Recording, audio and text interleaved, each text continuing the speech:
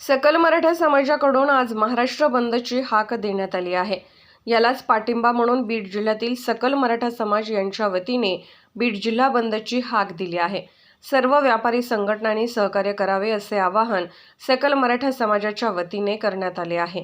याच अनुषंगाने आज बाजारपेठा बंद आहेत। मनोज जरांगे पाटील यांच्या उपोषणाचा आजचा 5वा दिवस आहे। जरांगे पाटील यांची प्रकृती खालावत आहे, त्यामुळे मराठा समाज बांधव आक्रमक झालेला दिसून येत आहे।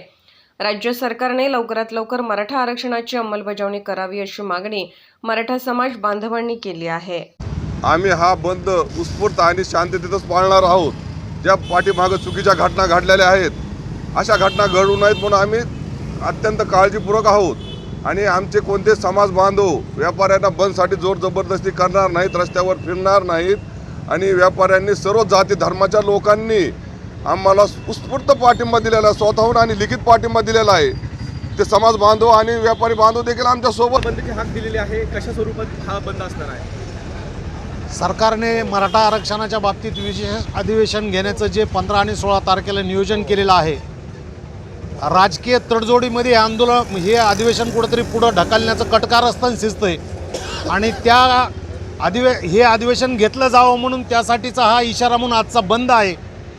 आजवरचे जे बंद आम्ही पाहिले, त्या बंदमध्ये आंदोलक रस्त्यावर फिरून बंद करत होते, परंतु तुम्ही पाहू शकता चॅनलवाले सर्व मीडियावाले सर्व लोक की व्यापारी संघटनांनी उत्स्फूर्त असा पाठिंबा दिलेला आहे।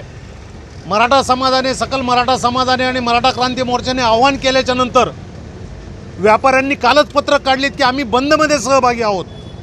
व्यापाऱ्यांनी ही पत्रक का काढली, तर व्यापाऱ्यांना लक्षात आलंय की मराठा समाजाची, मराठा आंदोलकांची सरकार दिशाभूल करत आहे। आणि यातून घडणाऱ्या उद्रेकाला कुठंतरी पायबंद घालायचा असेल तर सर्वांनी उत्स्फूर्तपणे बंद केला पाहिजे। म्हणून व्यापाऱ्यांनी उत्स्फूर्तपणे आजचा बंद केला आहे। बंद शांततेत असणार आहे।